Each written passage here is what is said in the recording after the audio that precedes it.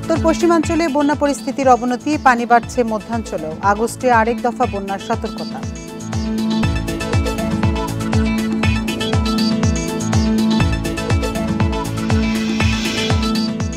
এক মাসে ৩ দফা বন্যায় লন্ডভন্ড সিলেটের ১৩ উপজেলা। সুনামগঞ্জে বিধ্বস্ত সড়কে দুর্ভোগ উঠেছে চরমে।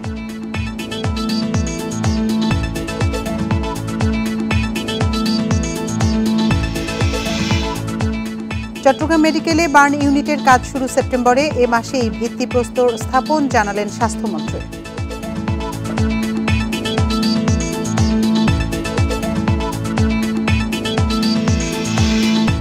২ সপ্তাহে চালের দাম বেড়েছে কেজিতে ১০ টাকা। অটোমিল মালিকদের কারসাজির অভিযোগ ব্যবসায়ীদের।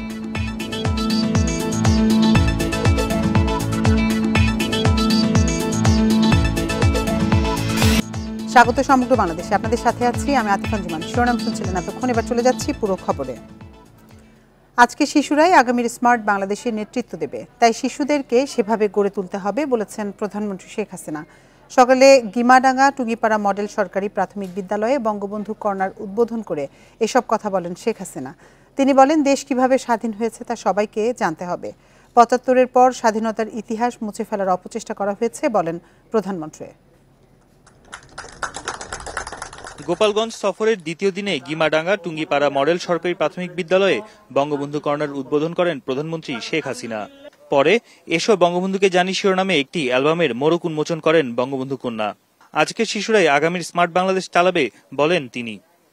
বড় হও, কারণ স্মার্ট বাংলাদেশ গড়ে তুলবো, সেই বাংলাদেশে তো তোমরাই হবে আসল স্মার্ট, যার দেশ চালাবে, তাই না? তোমাদের মাঝ থেকে হয়ে আসবে আমার তো প্রধানমন্ত্রী, মন্ত্রী, বড় বড় জায়গায় যাবে, গবেষণা করবে, বিজ্ঞানী হবে। আমরা একসময় চাঁদেও যাব, কোনো চিন্তা নাই। কাজে সবাইকে সেই এখন থেকে সেভাবে প্রস্তুতি নিতে হবে, পড়াশোনা করতে হবে। আমি সেটাই বলি, স্বাধীনতা অর্জনে বঙ্গবন্ধুর সংগ্রাম ও পরবর্তীতে দেশ গঠনে তার কাজগুলো তুলে ধরার উপর গুরুত্ব দেন শেখ হাসিনা।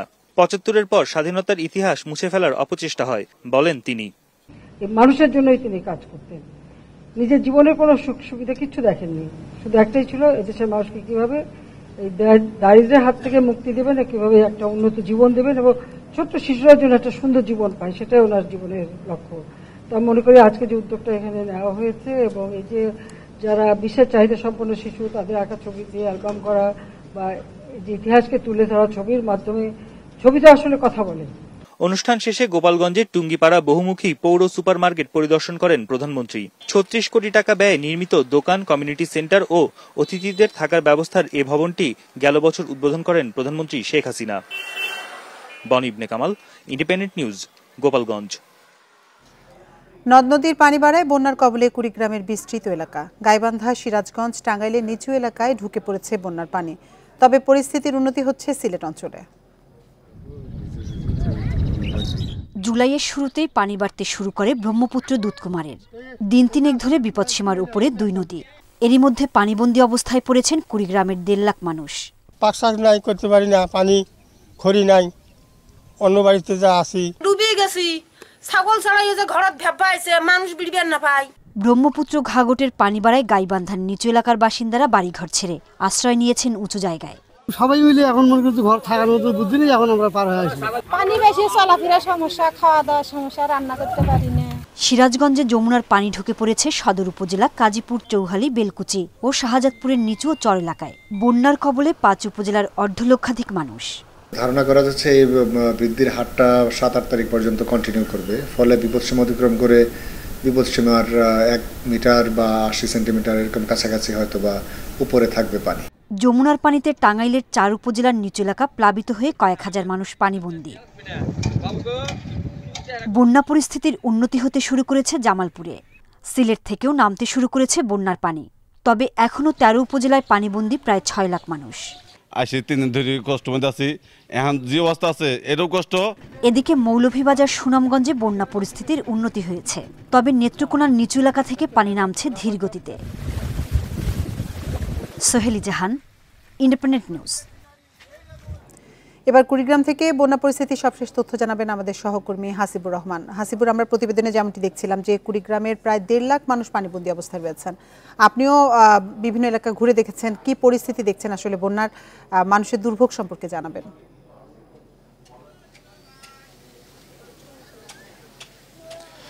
স্থানীয় লোকদের যে অভিজ্ঞতা তা থেকে মনে হচ্ছে যে আগামী দিনগুলোতে কুড়িগ্রামের যারা মানুষ রয়েছেন তাদের দুর্ভোগ আরো বাড়বে, কারণ এখানকার নদীর যে হিসাব কিতাব সেটা একটু ভিন্ন। সাধারণত ধরলা, তিস্তা বা এইরকম যেসব বড় বড় নদ নদী রয়েছে, আপনি জানেন যে কুড়িগ্রামে মোট 16টি নদ নদী রয়েছে, সেগুলোর পানি সাধারণত ব্রহ্মপুত্র দিয়েই নিচের দিকে নামে, অর্থাৎ ভাটির দিকে যায়।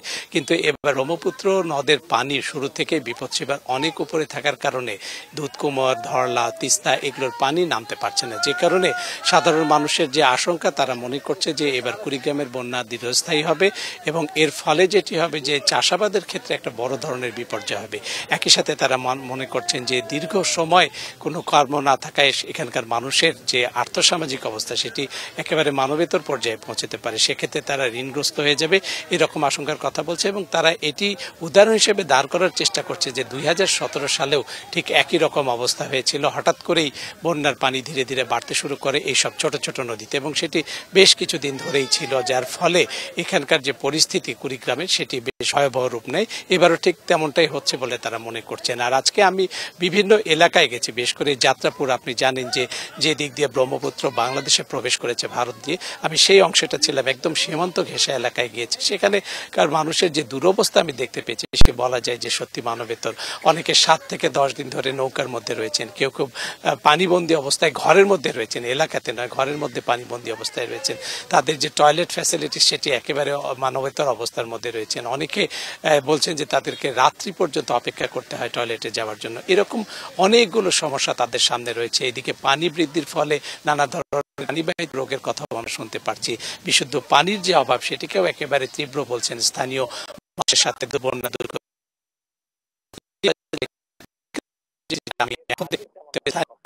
বলছেন সেটি এর আগে তেমন ভাবে কখনো আমার সামনে আসেনি, এলাকার মানুষও বলেননি। কুড়িগ্রাম থেকে বন্যা পরিস্থিতির সবশেষ তথ্য জানাচ্ছিলেন আমাদের সহকর্মী হাসিবুর রহমান। এদিকে সিলেট, সুনামগঞ্জে বন্যার পানি নামার সাথে সাথে স্পষ্ট হয়ে উঠছে ভয়াবহতার চিত্র। খাবার ও ত্রাণ সংকটের পাশাপাশি ক্ষতিগ্রস্ত ঘরবাড়ি মেরামত নিয়েও দেখা দিয়েছে উদ্বেগ, উৎকণ্ঠা। বেশিরভাগ এলাকায় এখনো পানি থাকায় নিরূপণ করা যাচ্ছে না বন্যার ক্ষয়ক্ষতিও। সিলেটের ওসমানীনগরে কুশিয়ার তীরবর্তী খসরুপুরের গ্রামের জোবেদা বেগম 3 দফা বন্যায় সব ভেসে গেছে তার। জীর্ণ টিনের ঘর কখন ভেঙে যায় এ নিয়ে দুশ্চিন্তার শেষ নেই তার। শুধু জোবেদা নন, গত 1 মাস থেকে চলা বন্যায় নষ্ট হয়েছে সিলেটের অন্তত 1.5 লাখ কাঁচা ঘরবাড়ি। বানভাসীদের অভিযোগ, অনাহারে অর্ধাহারে দিন কাটলেও সহযোগিতা পাচ্ছে নামমাত্র। আমরা বাচ্চা কাছে 2-3 আছে, আমরা প্রতি ঘরে ঘরে মানুষ 4-5 জন আছি, আমরা আধা কাজে সিরা পাই, সেটা আমরা একবেলা শেষ হয়ে যায়। 1 মাসের মধ্যে 3 দফা বন্যায় লণ্ডভণ্ড সিলেটের 13 উপজেলা। দুর্গতদের সহায়তার পাশাপাশি পুনর্বাসনের আশ্বাস স্থানীয় সংসদ সদস্যের। সিলেট জেলা পুনর্বাসন উন্নয়ন প্রকল্প সেটা আমি ডিও দিয়েছি স্থানীয় সরকার মন্ত্রীর কাছে। এটা স্থানীয় সরকার প্রধান প্রকৌশলীর কাছে প্রেরণ করেছেন, সেটার ব্যাপারে আমরা কাজ করতেছি। এদিকে বন্যায় পুরো সুনামগঞ্জ জেলায় ভেঙে পড়েছে যোগাযোগ ব্যবস্থা। প্রত্যন্ত অনেক এলাকায় সড়কে পায়ে হাঁটাও কঠিন হয়ে পড়েছে। ভুক্তভোগীরা বলছেন 2 বছর আগে ভয়াবহ বন্যার ক্ষতই সারেনি বেশিরভাগ সড়কে। এর মধ্যে এবারে 3য় দফা বন্যায় পরিস্থিতি নাজুক হয়ে উঠেছে। রাস্তার অবস্থা খুব ভয়ঙ্কর ভাই, চলাফেরার একবারে খুব কষ্ট ভাই। ক্ষতিগ্রস্ত সড়ক ঠিক করতে কয়েক মাস সময় লাগবে বলে জানান এলজিডি কর্মকর্তারা। ফ্লাড 2022 নামে একটা প্রজেক্ট আছে, তো এই প্রজেক্টে এডিবির কাছে এডিশনাল ফাইন্যান্সিং অর্থ চাওয়া হয়েছে। সেটা বরাদ্দ পাওয়া গেলে আগামী হয়তো 2 থেকে 3 মাসের মধ্যে আমরা প্রাক্কলন তৈরি করে টেন্ডারে যেতে পারবো। বিভিন্ন এলাকায় এখনও পানি থাকায় বন্যার ক্ষয়ক্ষতি নিরূপণ করা যায়নি, তবে প্রকৃত ক্ষতিগ্রস্তদের তালিকা করে সহায়তার আশ্বাস স্থানীয় প্রশাসনের। রেশমি নন্দী, ইন্ডিপেন্ডেন্ট নিউজ। আগস্টে আরেক দফা বন্যার আশঙ্কা রয়েছে। দুর্যোগ ব্যবস্থাপনা ও ত্রাণ প্রতিমন্ত্রী মহিবুর রহমান জানান, এ বন্যা দীর্ঘস্থায়ী হতে পারে। দুপুরে সচিবালয়ে সংবাদ সম্মেলনে তিনি আরও বলেন, এখন পর্যন্ত বন্যা আক্রান্ত হয়েছে 15 জেলার প্রায় 20 লাখ মানুষ। পাহাড়ি ঢল ও ভারী বৃষ্টির কারণে বন্যা দেখা দিয়েছে বলে জানান প্রতিমন্ত্রী। ভারী বৃষ্টি উজানের ঢলে 3য় দফা বন্যা দেখা দিয়েছে সিলেট, সুনামগঞ্জ, নেত্রকোনা, মৌলভীবাজার, হবিগঞ্জ ও রংপুরের বেশ কিছু জেলায়। বিপদসীমার উপর দিয়ে বইছে উত্তরাঞ্চলের তিস্তা, দুধকুমার ও ঘাঘট নদীর পানি। এমন পরিস্থিতিতে বন্যা নিয়ে সংবাদ সম্মেলন করেন প্রতিমন্ত্রী। জানান, দক্ষিণাঞ্চল আক্রান্ত হওয়ার শঙ্কা রয়েছে। পূর্বাভাস রয়েছে আগামী মাসে আরেক দফা বন্যার। উত্তর বাংলা থেকে শুরু হয়, এটা আস্তে আস্তে আস্তে এটা কিন্তু আরো দক্ষিণ দিকেও এটা প্লাবিত হতে পারে। তো সেভাবে আমরা প্রস্তুতি নিয়ে কাজ করতেছি এবং শুধু এবার না, আবার আমাদের ধারণা করতেছি যে আগামী মাস বা তার পরের মাসেও এরকম আরেকটা বন্যা হওয়ার সম্ভাবনা, যেটা বিগত দিনগুলো হয়ে আসছে। প্রতিমন্ত্রী বলেন, তিস্তা খননের বিষয়ে চীন ও ভারতের সহায়তা চাওয়া হচ্ছে। নদ নদী খনন হলে বন্যার পানি দ্রুত নেমে যাবে। এই ড্রেজিং করে বা পানিগুলো যাতে দ্রুত বঙ্গোপসাগরে চলে যায়, এই জন্য আমরা গভর্নমেন্ট এই জন্য নিয়ে কাজ করতেছে এবং এটাই সম্ভবত মাননীয় প্রধানমন্ত্রী কালকে বা পরশু চায়না গেলে এই ব্যারেজ নিয়ে ইন্ডিয়া ও চায়না বোর্ডার যৌথভাবে আমাদেরকে এই ব্যাপারে হেল্প করতেছে। বন্যায় এখন পর্যন্ত 3,10 লাখ টাকা নগদ সহায়তা, 8,700 টন চাল, 58,700 ব্যাগ শুকনো খাবার, 60 লাখ টাকার শিশু খাদ্য এবং 60 লাখ টাকার গোখাদ্য দেওয়া হয়েছে। Al Amin Hossain, independent news, Dhaka. Chattogram medical college হাসপাতালে শিগগিরই বার্ন ইউনিট সংযোজন করা হচ্ছে। এ মাসে বার্ন ইউনিটের ভিত্তিপ্রস্তর স্থাপন করা হবে বলে জানান স্বাস্থ্যমন্ত্রী সামন্তলাল সেন। সকালে নগরীর গোয়াছি বাগান এলাকায় প্রস্তাবিত বাংলাদেশ চায়না ফ্রেন্ডশিপ বার্ন ইউনিটের নির্ধারিত জায়গা পরিদর্শন শেষে স্বাস্থ্যমন্ত্রী জানান, এ বার্ন ইউনিট প্রতিষ্ঠার পর পুরো চট্টগ্রাম বিভাগের দগ্ধ রোগীরা আইসিইউ সহ আধুনিক চিকিৎসা সেবা পাবেন। সেপ্টেম্বরে শুরু হয়ে আগামী 2 বছরের মধ্যে শেষ হবে নির্মাণ কাজ। পরে হাটহাজারীর জোবরা কমিউনিটি ক্লিনিক ও হাটহাজারী উপজেলা স্বাস্থ্য কমপ্লেক্স ঝটিকা পরিদর্শন করেন স্বাস্থ্যমন্ত্রী। এ সময় হাসপাতাল পরিস্থিতি ও রোগীদের খোঁজ খবর নেন তিনি। চাইনিজদের সঙ্গে আমার আলাপ হয়েছে, তারা আমাকে যদিও বলছে যে আমরা 2 বছর টাইম নিব, আমরা চেষ্টা করব 1.5 বছরের মধ্যেই শেষ করতে। যদি এটা হয়ে যায় এটা একটা বিরাট উপকার হবে। কারণ আপনারা জানেন, চিটাগাং থেকে রোগী আইসিইউর অভাবে ঢাকা যায়, রাস্তায় মারা যায়। 2 সপ্তাহের ব্যবধানে প্রকারভেদে চালের দাম কেজিতে বেড়েছে 2 থেকে 10 টাকা পর্যন্ত।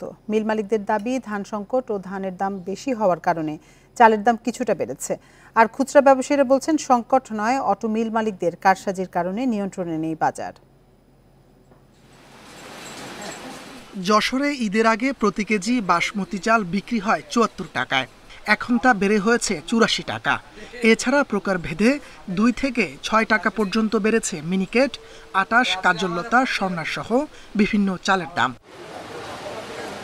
কৃষি বিভাগের হিসাবে গত মৌসুমে যশোরে 11 লাখ মেট্রিক টন ধান উৎপাদন হয়েছে, যা স্থানীয় চাহিদা মিটিয়ে 4 লাখ মেট্রিক টন উদ্বৃত্ত। চালের দাম বৃদ্ধির জন্য অটোমিল মালিকদের কারসাজিকে দুষছেন খুচরা ব্যবসায়ীরা।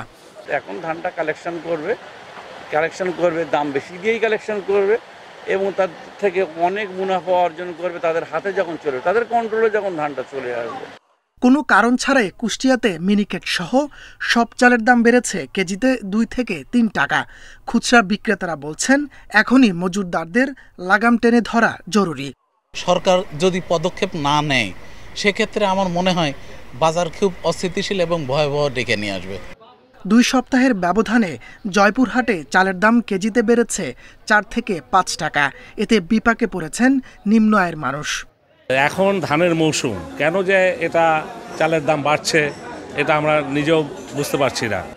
নওগাঁর বাজারে প্রতি কেজি স্বর্ণা 50 টাকা থেকে 53, কাটারি 60 থেকে 64 এবং জিরা 60 থেকে বেড়ে 63 টাকায় বিক্রি হচ্ছে।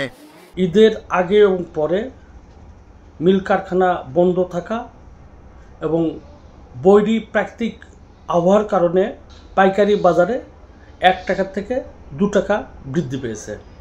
দিনাজপুরের খুচরা ব্যবসায়ীরা বলছেন, মিলগেটে 50 কেজির প্রতি বস্তা চাল 150 থেকে 200 টাকা বেশিতে কিনতে হচ্ছে, অথচ এবার জেলায় 8 লাখ টন চাল উদ্বৃত্ত রয়েছে। তাপস সরকার, ইন্ডিপেন্ডেন্ট নিউজ। রাজবাড়ীর কালুখালীতে দাঁড়িয়ে থাকা ফলের ট্রাকের পেছনে অপর ট্রাকের ধাক্কায় 2 জন নিহত হয়েছে। ভোর 6:15টার দিকে গড়িয়ানা কালীবাড়ি এলাকায় এ দুর্ঘটনা ঘটে। নিহতরা হলেন কুষ্টিয়া সদর উপজেলার মোহাম্মদ লিটন ও রাজশাহীর চারঘাট উপজেলার আনিসুর। পুলিশ জানায়, রাজবাড়ী কুষ্টিয়া আঞ্চলিক মহাসড়কের গড়িয়ানা কালীবাড়ি এলাকায় বিকল হয়ে দাঁড়িয়েছিল একটি ফলবাহী ট্রাক। ওই ট্রাকের হেলপার লিটন ট্রাকটির পেছনে দাঁড়িয়ে মেরামতের কাজ করছিলেন। হঠাৎ ট্রাকের পেছনে সজোরে ধাক্কা দেয় কুষ্টিয়াগামী আরেকটি ট্রাক। এতে ঘটনাস্থলে নিহত হন ট্রাকের হেলপার আনিসুর। অপর ট্রাকের হেলপার লিটনকে আহত অবস্থায় হাসপাতালে নেয়ার পথে মৃত্যু হয় তার। সিরাজগঞ্জের শাহজাদপুরে নদীতে নৌকা ডুবে 2 যুবকের মৃত্যু হয়েছে। এ সময় আহত হয়েছে আরও 1 যুবক। দুপুরে উপজেলার পোতাজিয়া এলাকায় বড়াল নদীতে এ দুর্ঘটনা ঘটে। নিহতেরা হলেন শাহজাদপুর পৌর এলাকার দারিয়াপুর মহল্লার সজল ও Tanmoy. Shahjadpur fire service station leader Khorshed Alam জানায়, দুপুরে একটি নৌকায় করে পোতাজিয়া এলাকায় ঘুরছিলেন 9 জন যুবক। এ সময় বৃষ্টি শুরু হলে এক পর্যায়ে নৌকাটি ডুবে যায়। নৌকায় থাকা 7 যুবক সাঁতরিয়ে তীরে উঠে এলেও তলিয়ে যায় সজল ও তন্ময়। পরে তাদের উদ্ধার করে স্থানীয়রা উপজেলা স্বাস্থ্য কমপ্লেক্সে নিয়ে গেলে চিকিৎসক তাদের মৃত ঘোষণা করেন।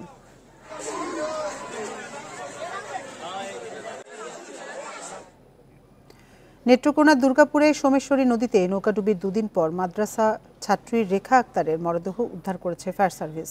সকালে কমলাকান্দা উপজেলার শ্যামপুর এলাকা থেকে মরদেহ উদ্ধার করা হয়। ফায়ার সার্ভিস জানায়, বৃহস্পতিবার দুপুরে 20 থেকে 25 জন যাত্রী নিয়ে একটি ডিঙি নৌকা কেরনখলা ফেরিঘাট থেকে খালিশাপাড়া ঘাটে যাচ্ছিল। এ সময় নৌকাটি কেরনখলা ঘাটের কিছুটা দূরে যেতেই ডুবে যায়। যাত্রীরা সাঁতরে এবং স্থানীয়দের সহায়তায় রক্ষা পেলেও তলিয়ে যায় মাদ্রাসা ছাত্রী রেখা।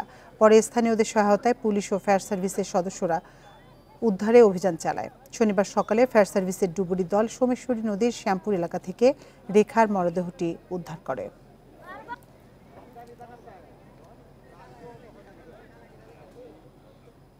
ভরা মৌসুমে লক্ষ্মীপুরের মেঘনায় মিলছে না কাঙ্ক্ষিত ইলিশ। দিনরাত নদী চষে যে মাছ ধরা পড়ছে তা দিয়ে খরচ তোলা কঠিন বলছেন জেলেরা। তবে বৃষ্টিপাত বাড়লে পর্যাপ্ত ইলিশের দেখা মিলবে বলে আশা মৎস্য বিভাগের।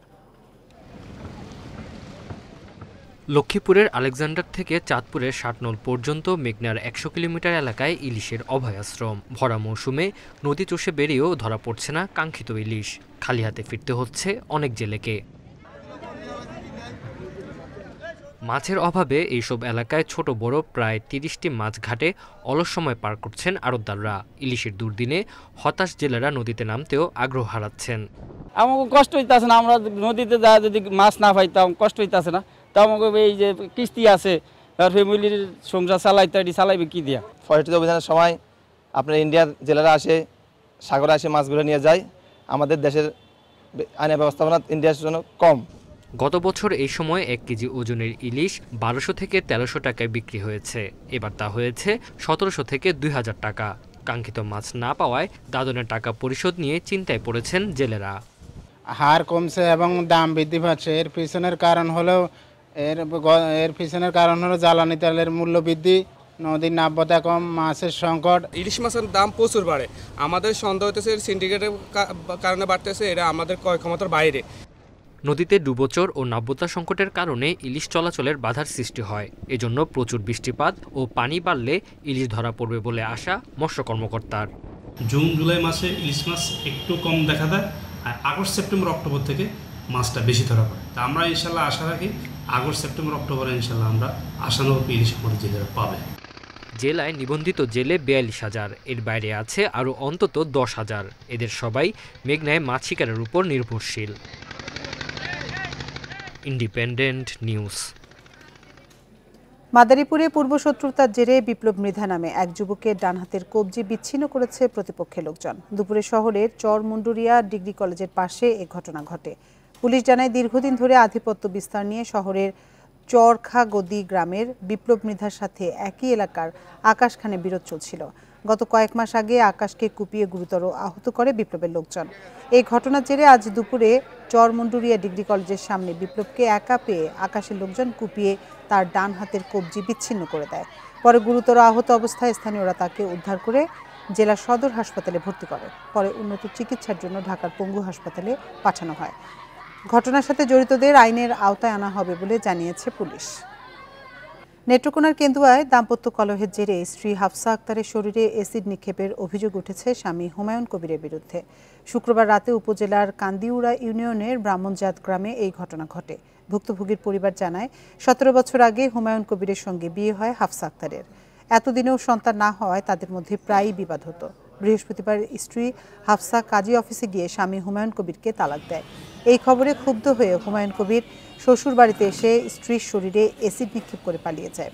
এ ঘটনায় মামলা দায়েরের প্রস্তুতি চলছে বলে জানায় পুলিশ।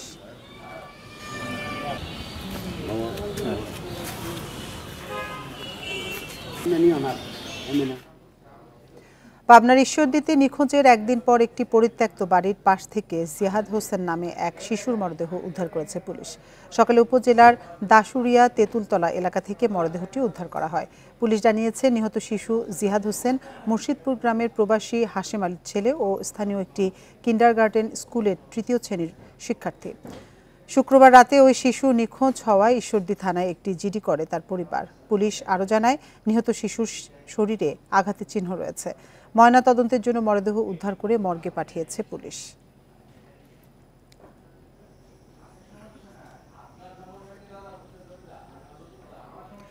রথযাত্রা উৎসব শুরু হচ্ছে কাল। এরই মধ্যে সংস্কার কাজ শেষ হয়েছে ধামরাইয়ের ঐতিহ্যবাহী শ্রী শ্রী যশোমাধবের রথের।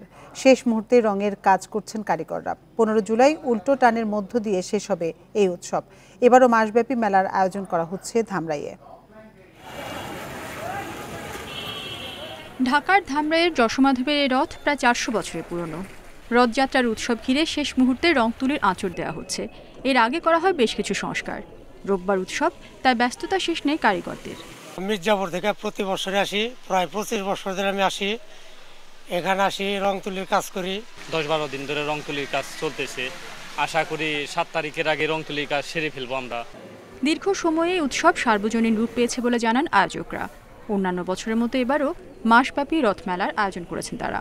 ধর্মীয় আচার অনুষ্ঠানটুকু শুধু আমরাই করি, আর মেলা প্রায় 1 মাস থাকে।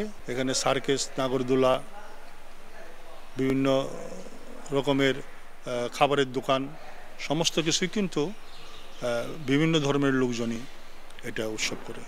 পুরো আয়োজন নিরাপদ ও শান্তিপূর্ণ করতে প্রয়োজনীয় প্রস্তুতি নেওয়া হয়েছে বলে জানিয়েছে উপজেলা প্রশাসন। আইন শৃঙ্খলা বিষয় এবং অন্যান্য সার্বিক যে ব্যবস্থাপনার বিষয়ে আমরা কয়েকবার মিটিং করেছি ও বরাবরের মতো আমরা একটি চমৎকার রথ উৎসব এবং আমাদের যে সংশ্লিষ্ট মেলা, মাসব্যাপী মেলা, সেটি আমরা উদযাপন করতে পারবো। 7 জুলাই শুরু হওয়া রথযাত্রা উল্টো টানের মধ্য দিয়ে শেষ হবে 15 জুলাই। Independent news. প্রতিষ্ঠার ৭১ বছর পার করল রাজশাহী বিশ্ববিদ্যালয়। দীর্ঘ সময়ে আবাসন সংকট, সিট বাণিজ্য ও শিক্ষার মান নিয়ে আছে নানা প্রশ্ন। বিশ্লেষকরা বলছেন, শিক্ষকদের অনেকে ব্যক্তিগত লাভের পেছনে ছোটায় প্রাণ হারিয়েছে এই বিদ্যাপীঠ। তবে উপাচার্যের দাবি, শিক্ষা, গবেষণা ও প্রকাশনায় গুরুত্ব দেওয়ার কারণে পরিবর্তন দৃশ্যমান হবে 2-1 বছরেই। 1953 সালের 6 জুলাই মাত্র 161 জন শিক্ষার্থী নিয়ে যাত্রা রাজশাহী বিশ্ববিদ্যালয়ের। এখন 12টি অনুষদে 59টি বিভাগ ও 6টি ইনস্টিটিউটে শিক্ষার্থীর সংখ্যা 26,000-এর বেশি। শিক্ষা কার্যক্রমকে যুগোপযোগী করতে চালু হয়েছে সেমিস্টার ব্যবস্থা ও আউটকাম বেসড এডুকেশন বা ওবিই কারিকুলাম। এখন থেকে ভর্তি পরীক্ষাও নেওয়া হবে বিভিন্ন বিভাগীয় শহরে। এসব উদ্যোগ প্রশংসা পেলেও বেশ কিছু সমস্যা থেকে গেছে এখনও। হলগুলোর সিটগুলো যে সুষ্ঠুভাবে বন্টন হবে সেই ব্যবস্থাটাও করা যায়নি। শিক্ষক নিয়োগের জায়গা থেকে দেখছি যেখানে আসলে মেধাকে গুরুত্ব না দিয়ে আসা, এখানে একটা পলিটিক্যাল ইনফ্লুয়েন্স নিয়ে আসা বা নিয়োগ প্রক্রিয়ার ক্ষেত্রে স্বচ্ছতার একটা অভাব রয়েছে। শিক্ষক শিক্ষার্থীদের সম্পর্ক পুনরুদ্ধার, প্রযুক্তি নির্ভর ও কর্মমুখী শিক্ষায় জোর দেওয়ার তাগিদ দিচ্ছেন শিক্ষাবিদরা।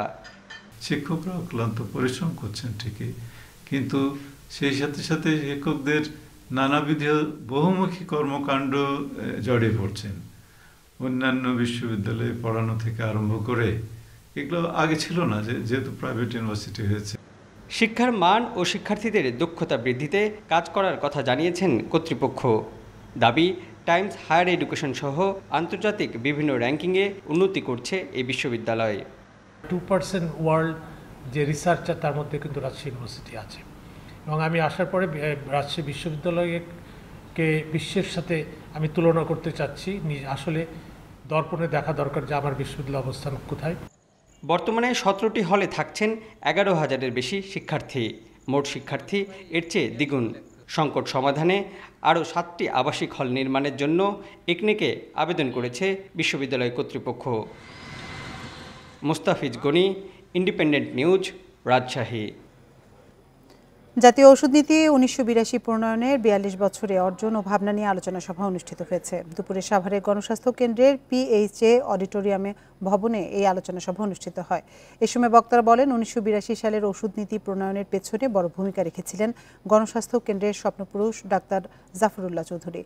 ওষুধ নীতির ফলে বাংলাদেশের এই শিল্পের ব্যাপক বিকাশ হয়। সেই সাথে ওষুধের নিরাপত্তা নিশ্চিতের পাশাপাশি মান উন্নয়ন সহ ওষুধের দামের উপর নিয়ন্ত্রণ প্রতিষ্ঠিত হয় বলেও জানান তারা।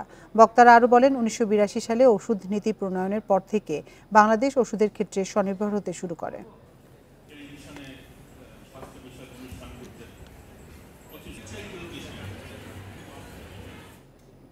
আর এই ছিল সমগ্র বাংলাদেশের আজকের আয়োজনে। ইন্ডিপেন্ডেন্ট টেলিভিশনের সব খবরে বিস্তারিত জানতে চোখ রাখুন ফেসবুক, ইউটিউব এবং এক্সে।